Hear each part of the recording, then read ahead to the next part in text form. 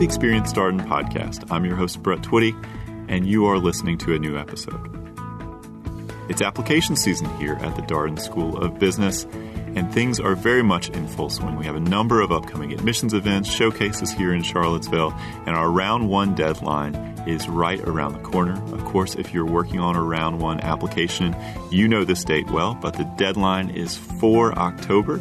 And in the spirit of the season, I recently invited two of my admissions colleagues, my boss, Dawna Clarke, as well as Cheryl Jones, two people you likely know well, here on the podcast to share their admissions tips and wisdom.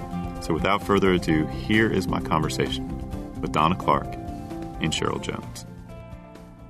Dawna, Cheryl, welcome to the podcast. Hey, Brett. Thank you, Brett. Thanks for having us. All right. So, Dawna, you're a repeat guest now on the podcast.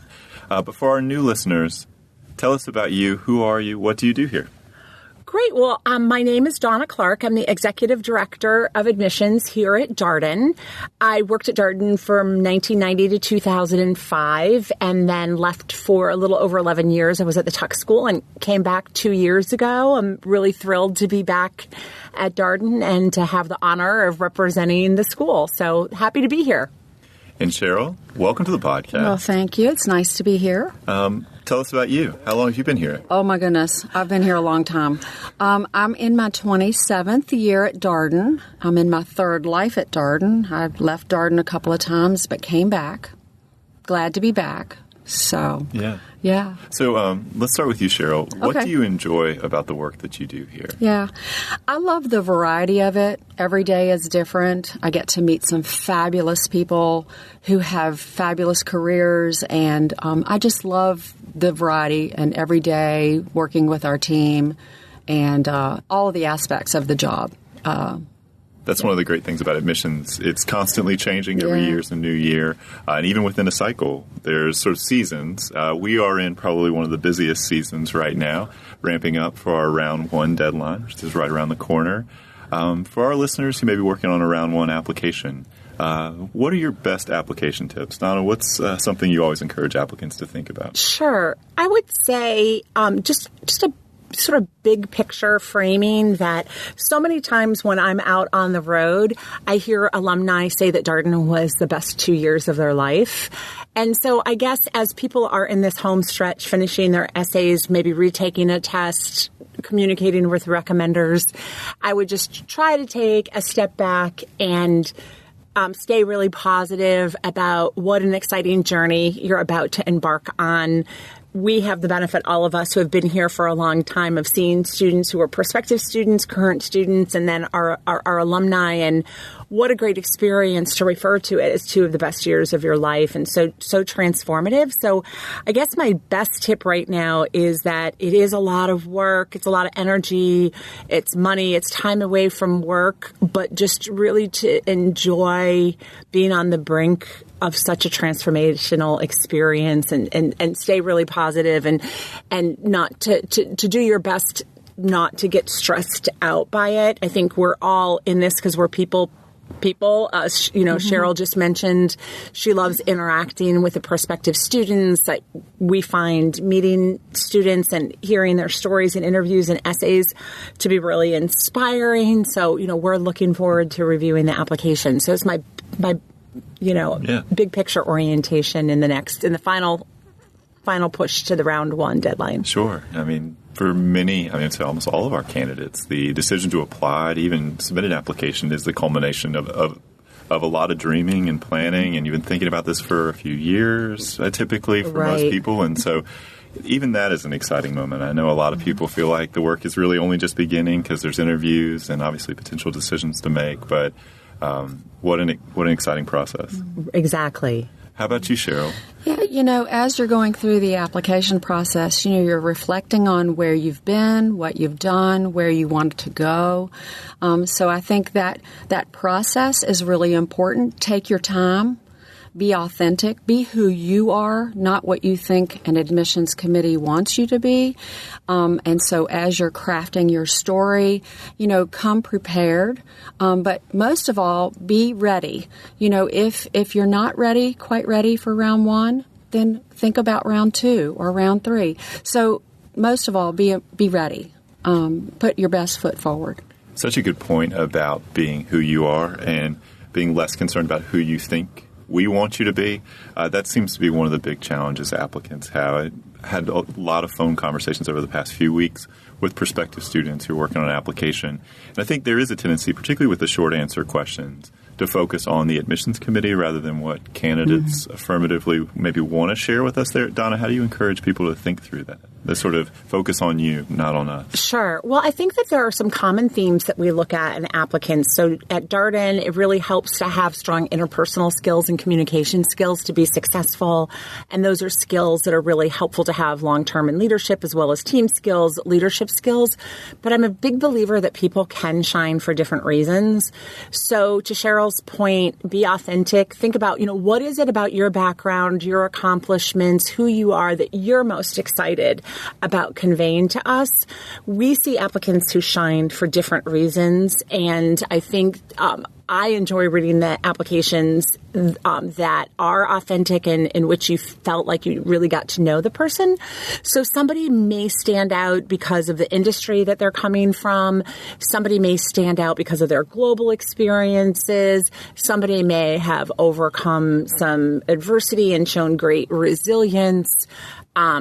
Some people may have expertise in an area that would add such diversity to the class. I mean, there's so many different ways to stand out. So I think just asking yourself, what is it about my background that I'm most excited to convey, and find a way to convey it, even if it's in the optional essay. Mm-hmm. Yeah, the great thing about the application is it's an initial introduction to a candidate, right? We're getting sort of a pretty broad picture of who you are and who you might be in our classroom. And the goal is for us to read that and think, gosh, this is somebody I would like to talk to a little bit more and invite for an interview. Mm-hmm. So let's talk a little bit about interviewing. So round one, in contrast to early action where there's an open interview period, round one, it's by invitation only. Mm-hmm. Cheryl, what do you encourage candidates to think about, if they're invited for an interview? How do you put your best foot forward? Yeah.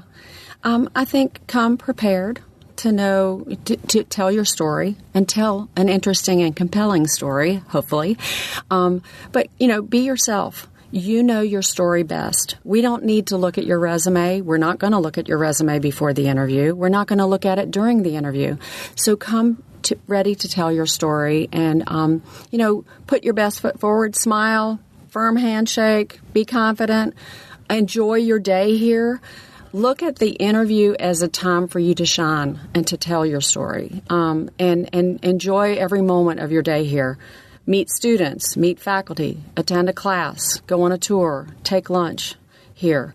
Spend a day, plan that, and I think you will leave here really happy about your experience.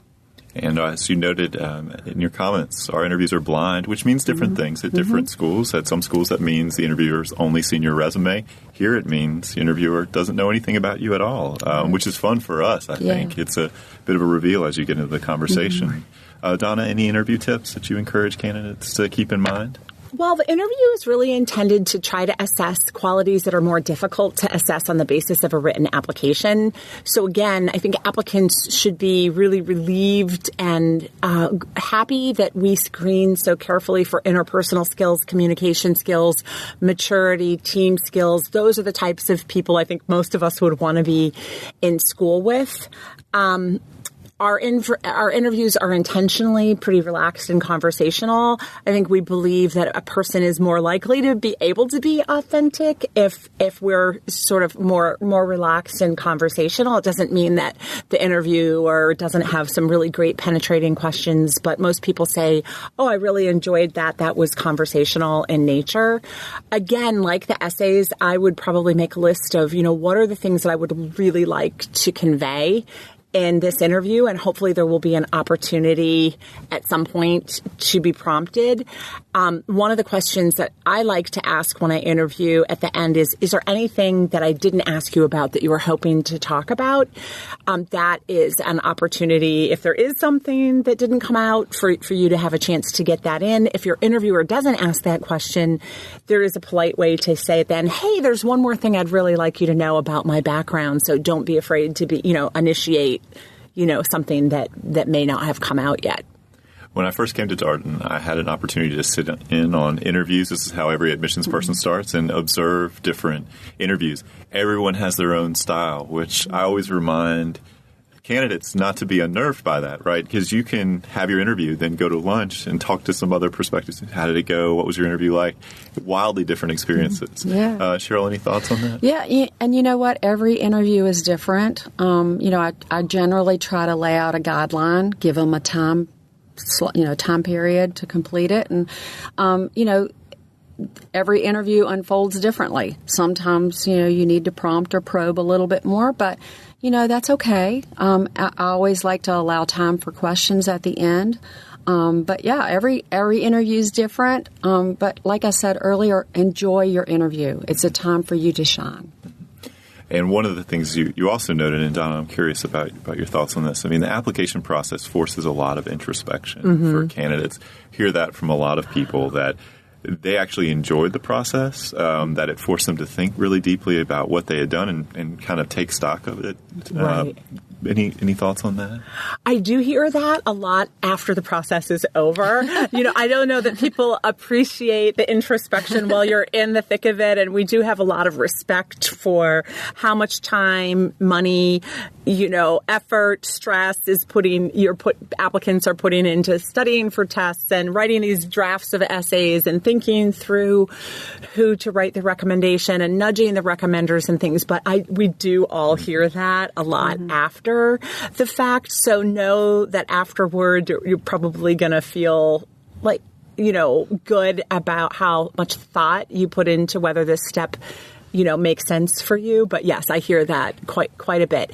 We did this year and last year intentionally ask more essay questions, but shorter essay questions. We didn't want the application to be too daunting, but at the same time, we want you to feel like, hey, they gave me an opportunity to really get to know me. So we ask a question about leadership and impact. Diversity and inclusion are really important values at the school. So there is a question about diversity and inclusion. I love the essay question that asks you to introduce yourself to your learning team to see, what people say. I do like the fact that we have a variety of essays that touch on different aspects of a person's background. And that really is intended for the applicant to have the feeling like, hey, I was able to put my best foot forward, show these different areas of myself, and give us the opportunity to get to know you more holistically. The people on the receiving end, so many of us say it's inspiring. I mean, some of the stories you read are just, it's an honor, it's a joy. Some of the people that we meet, I think interviews in general tend to help people more than, hurt them. So I hope that answers your question. Yeah, absolutely. So this is in addition to round one coming up, the deadline coming up. We're also in the midst of our early action round. These two rounds overlap. We're reading files right now, interviewing early action candidates, and we have a bunch of events coming up. So, right. Dawna, you're hitting the road soon? Yes, I leave this weekend for some events next week in New York City on Tuesday night and Thursday night. So if you're in New York on Tuesday or Boston on Thursday, we'll be on the road. Lots of upcoming events that are all listed on our website. But love to go out and interact with prospective students. And so I believe the dean will be at the event in New York, which is always exciting, and case discussion. Right. How do you encourage candidates to make the most of these kind of events? It can be a little daunting walking in a room. Darden alumni are known for being really, really open and friendly. But, you're a new prospective student. You're walking into an event in New York. How do you make the most of it? Sure. Oh, that's a really great point. I think we go into these events with empathy and trying to welcome people. So know that we have plenty of alumni there and usually staff to help greet you and have a good entry into the event. One of the things that I'm excited about the case discussions is that so many of us are wildly passionate about the quality of the educational experience at Darden and how well known our faculty are for being high quality teaching faculty. So as you look at various rankings, The Economist, Bloomberg, Business Week, Darden does exceedingly well on the quality of the educational experience and the quality of our faculty. So the case experience is just a great opportunity. It's one thing to read about it in a ranking or in our material, but to go and experience it yourself brings it to a whole different level of, especially for those of us who didn't have cases at the undergraduate level.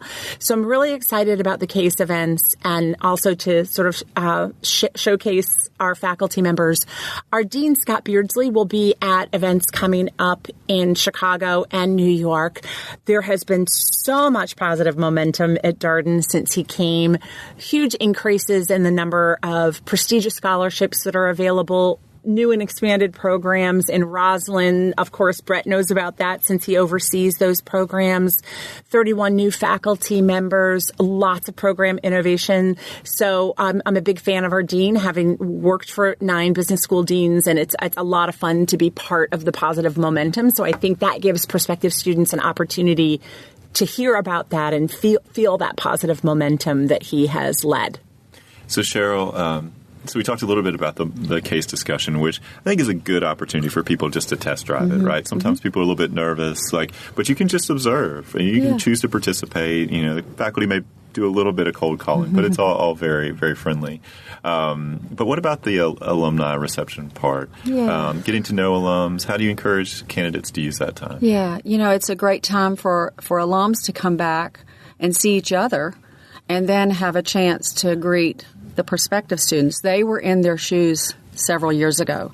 So they're going through this process, and there are a little nerves going on. They're not quite sure what questions to ask, but the alumni are there to support you, encourage you.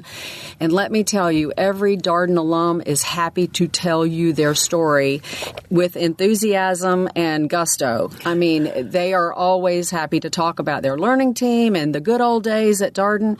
So utilize that time at the reception. Reach out to the alumni. They'll have name tags on with their class year. That's a great time for networking with them, talking about, ask them those questions. Why did they get an MBA? Why did they come to Darden? Tell me about your experience. That is a great networking time, so use it well. You also get to meet fellow prospective students, too. Yeah, right. So you make some friends maybe along this process. Yeah. How about, Dawna, any tips for networking with alumni? Well, one of the things that I find to be really joyful about these joint alumni admissions receptions is that sometimes in the smaller events, you'll have alumni say a few words. And so, for example, at a couple events in New York, this happens all the time. Somebody will say, oh, Cheryl, she was in my study group and she was my maid of honor in my wedding. And, Brett was my best man. And so-and-so is the godfather of my firstborn child. So you see the depth of the bonds. This happens all the time. And I think that business school is an opportunity to expand your network, your friendships. It should be a joyful time. It's really just neat to see what the meaningful relationships that occur in addition to the great academic experience. I can also think of events that I have attended over the years where prospective students meet each other and end up in each other's weddings or end up, being roommates and things. You just never know who you're going to meet. So just go in ready to put your hand out and introduce yourself. And if you meet some people that you connect with, whether they're alumni or prospective students, share cards. If you're both in New York, go grab some coffee, follow up with some of the other prospective students or alumni. So one of the questions that we get this time of year as people are working on their application is round 1 versus round 2, right? You talked about it a little bit earlier, Cheryl. What's the difference between applying round 1, round 2? If I'm stuck between the 2 rounds, wondering which one, how do I think through that? Yeah, and we get that question quite often. Most important thing I tell people is be ready. Make sure your application is ready, your test scores are where you want them to be, that you've interacted with, ambassadors from the school, either students or alumni. So be ready. Really, there are no differences. I do, though, encourage people, if you think you're ready for round 1, submit it. Go ahead and put your name in there. But, either round is the same. I say every seat is available earlier than later. So, I would encourage you to, take that step. Take a chance. You get an answer sooner. You do. Before Christmas. It could be a good Christmas present. And you certainly start planning, thinking about all these kinds of things. How about you, Dawna? Round 1 versus round 2, how do you encourage candidates to think? I agree with everything Cheryl said. Just, if you really feel like, my instincts tell me I should take the test again, then go with that. Or I'm just so stressed out and I can't do a good job with these essays. Nothing wrong with postponing it. But if you can submit earlier, it is a little bit easier to stand out earlier in the process. But we do have some mechanisms in place so we're the rounds aren't too lopsided in terms of, making too many offers earlier so that it's people who apply later are at a disadvantage.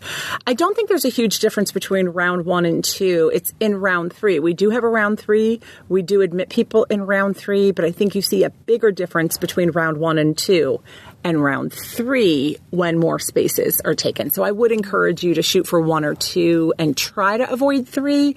But again, we have made offers of admission in round 3 for as long as we've had it. Yeah, I always tell prospective students round 1, round 2, easily our most popular deadlines. Yeah. Most candidates will apply in either of those rounds. We've had early action now for a couple of years, and it's been a popular deadline too. So, and to your earlier comment about momentum, it feels like there's a lot of positivity around the school, a lot of excitement, and we are recording this, should note, on a showcase day here. It's great having some prospective students in Charlotte. Lots of energy at the school today. Yes. Absolutely. And also a GMO conference going on right now, so career interest on display as well. So some of our prospective students may be less familiar with Charlottesville. And one of the things that we oftentimes will talk with guests on the podcast about is, what do they like about Charlottesville?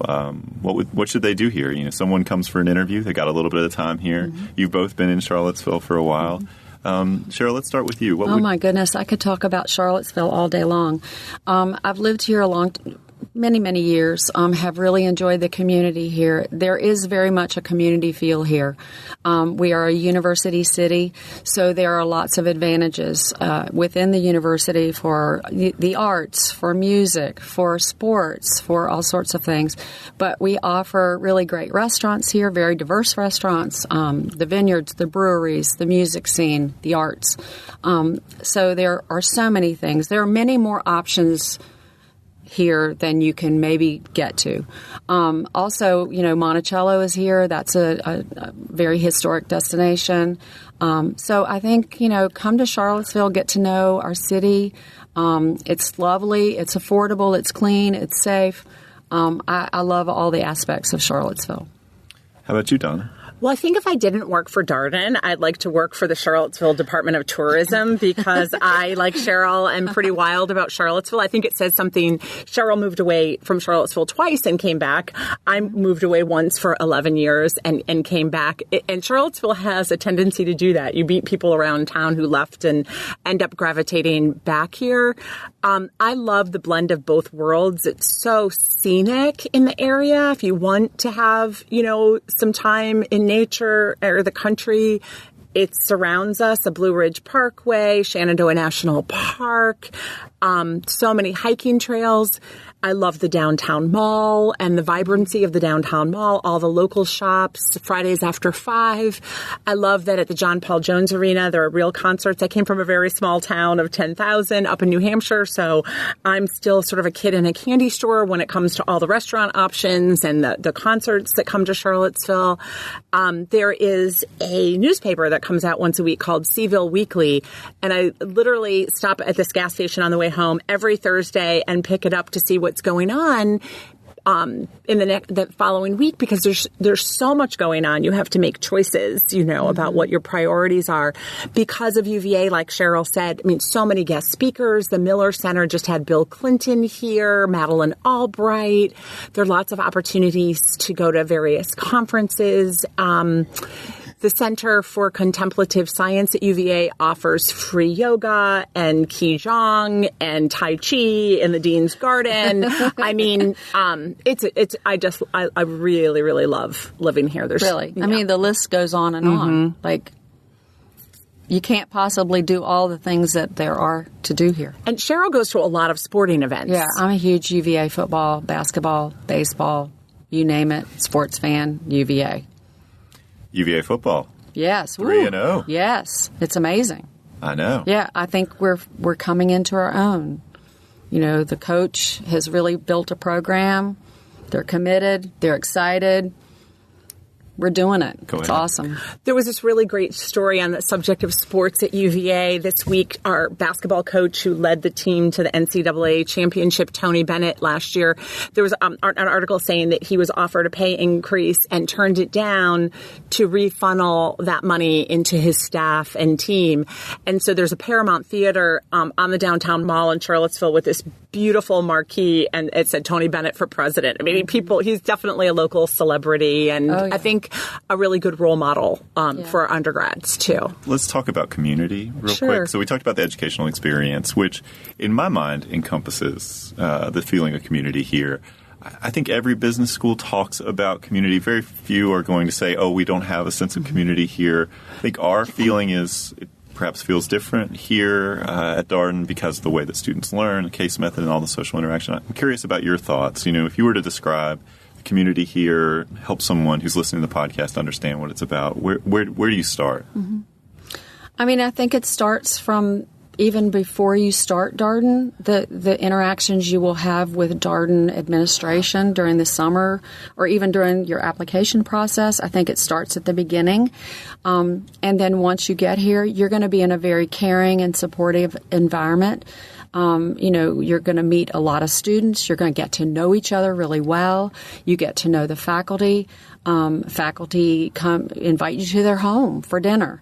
You know, through Darden Cup activities, faculty are involved in that as well. So the community feel is right. It just feels like you belong, that you're not just a number. You have a name, you have a voice, and that you're part of something that's bigger. And I think that the students love this community. It's something that really stands out. I think it's something that, you know, we like to highlight is that we have a really strong community here. It's close-knit. People really network with each other. They bond. They form these relationships that last their lifetime. Dawna? Well, I would say just in general, I'm reading more and more about longitudinal studies on happiness, and what comes out of all of these studies is a quality of your relationships is the factor that most equates with your happiness. And I think that people are drawn to Darden who work here who are relationship builders and community builders. One of the things I've done to try to contribute to the community is I've had the first year student admissions committee over for pumpkin pancake brunch at my house. The second year students over for brunch. I had a holiday brunch for students. We had an Easter brunch for people of all denominations and an Easter egg hunt. So it's kind of fun. When I started here, I was 27 and at the age of the students, and now I'm old enough to be their mom. So I kind of like embracing the students that we interact with in that way. I think that the size and scope of the program is more amenable to community building. The entering class size for the full-time program was 336. I think it is more conducive to authentically building a community perhaps than a larger program. A lot of the students live nearby in Ivy Gardens or Huntington Village or the Pavilion, so the proximity around Darden is so close, and I think that also contributes to the sense of community. I think in the admissions process, we are looking at interpersonal skills, communication skills, people who are respectful, people who are relationship-oriented, who are community builders. So I think the community can happen more naturally if we're looking for people who are also going to contribute and foster that. But it is a really lovely aspect of the Darden experience. Yeah, Charlottesville plays a role, right? Everybody is here. Most people are not coming to Charlottesville with a ton of relationships already formed with people in the area, right? Maybe if you live in New York or Chicago, you already have a social life independent of the school. But you come here, you're here, everybody's new here. The school then becomes the focus of both your academic life, as well as your social life. And Dawna, your point about where people live is a really good one. I tell people all the time that Darden functionally is really kind of like a residential school because everybody, at least in that first year, lives within seemingly within walking distance of the school. Right. And the University of Virginia does own Ivy Gardens now. But it's just a hop, skip, and a jump. I mean, if you have an 8 o'clock class, you can easily, wake up at 7:30, grab some coffee, and be here. And, you could probably even sleep until 7:40 if you want. We're going to push it, but it's very close by. Yeah, it's a great point about just quality of life and things to think about. I mean, one of the things that really impressed me when I first came to Darden was the fact that we have one year reunions. So people have just graduated, and a year later. They want to come back to Charlottesville. And I've said it a couple times on the podcast with some of the current students, but one of the things that I really enjoy about the admissions process is when you talk with prospective students, one of the things that they oftentimes will have questions about is Charlottesville. What's it like? What's there to do there? And one of the things that invariably our alumni miss the most is Charlottesville. Yeah. So that progression from I have questions to I can't wait to get back. And that's both the Darden story, but it's also a Charlottesville story. Yeah, and many of the alums, want to come back to see their classmates, but they also want to hit their favorite restaurant or go for a hike somewhere on the Blue Ridge. They're so happy to come back to Charlottesville. Many of them want to stay a third year at Darden. Yeah. And spend one more year in Charlottesville, or they eventually want to come back and start a business or, work remotely, live in Charlottesville. So what are you looking forward to in the coming months? I mean, every year is new. We've had some real admissions highlights this past year, so 40% women. Yeah, we're really excited about that. It's great. So when you think about, the months ahead, what are you looking forward to, Dawna? I think one of the best aspects of our jobs is making offer calls, and we are a couple weeks away from calling people from early action to let them know, the good news about admission and in some cases scholarships. So being in the midst of making final decisions about candidates and being really excited about how the class is already shaping up, I'm looking forward to making those calls in early October. Yeah, absolutely. That's like one of my favorite parts of my job. And I get excited that morning when we're getting ready to come in and make offers. Yeah, so for those of you who may be wondering how our process works, we do release decisions electronically, right? So via email, you'll get a notification that says your status has been updated, but if you're admitted, we'll call in advance of that electronic notification. We'll say sometimes people get nervous because the chat boards start lighting up with, hey, did you get your call? I got a call, that sort of thing. Be patient. It takes a little while to get through all the calls. But it's a great point about the offer calls. I think, to your earlier point, we all got into this because of people and getting to know students. And many of the people who apply, we've interacted at an event, had a phone conversation with, a coffee chat. There's so many different ways to engage with us. So any last pointers here while I have both of you experienced admissions folks here on the podcast?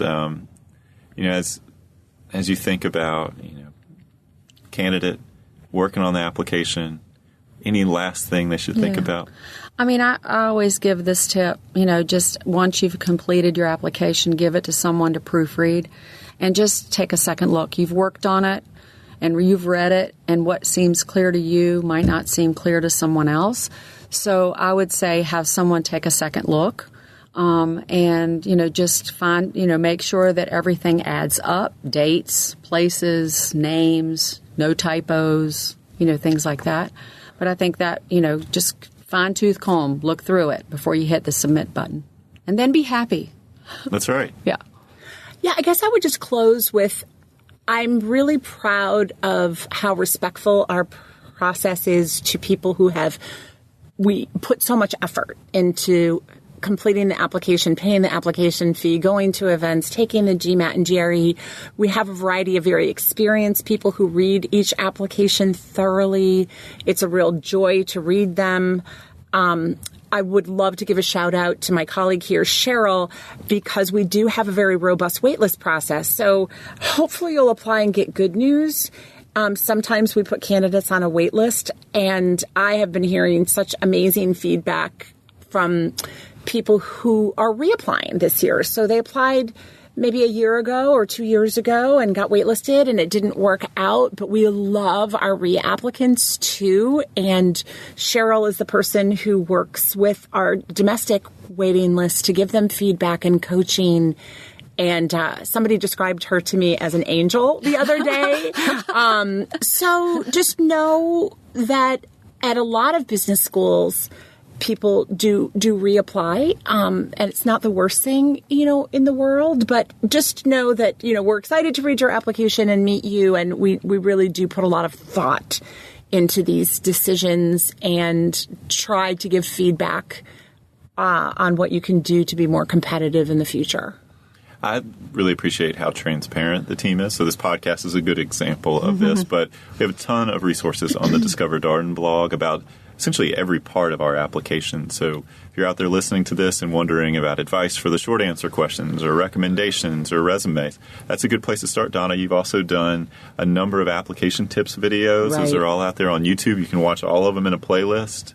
Encourage you to run through those. Wouldn't take more than 30 minutes or so, maybe even less than that. Lots of good advice.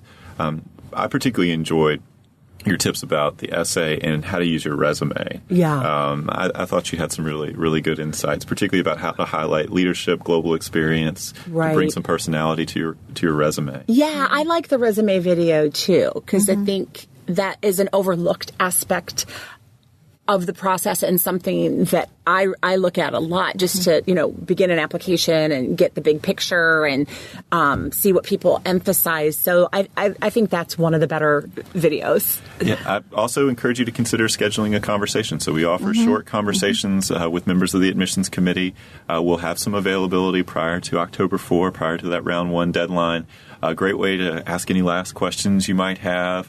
Encourage you to reach out to current students. We have a brand new webpage where you can contact a student. It's an updated page. It existed before, but it's been revamped and launched again. So check that out. Reach out to clubs and organizations as you continue to learn. As Cheryl mentioned, why MBA, but also why Darden. And so come to one of these events. We've got a few more showcases upcoming. And then if you're invited for an interview, apply round 1, you're invited for an interview, make the most of your day in Charlottesville. Yeah, I agree. Yeah. Well, thank you both. I know how busy you both are. What a treat it is to have you here on the podcast. Thank you so much for hosting it. It was a lot of fun. And thanks to those of you who are listening. Yeah. Thank you, Brett. And a little spoiler alert, stay tuned. Cheryl will be coming back later this season to talk a little bit about the work that she does with military candidates, with a member from the Darden Military Association. Absolutely. So looking forward to that. Yeah, me too. Thank you, Brett. Thanks, Brett. Thank you. And that was my conversation with Dawna Clarke and Cheryl Jones. Of course, if you're working on a round 1 application, good luck. And we look forward to receiving your application. As always, if you have any comments, suggestions, requests, anything you'd like for us to cover here on the Experience Darden podcast, we're all ears. We can be reached at darden@virginia.edu. Until next time, thanks for listening.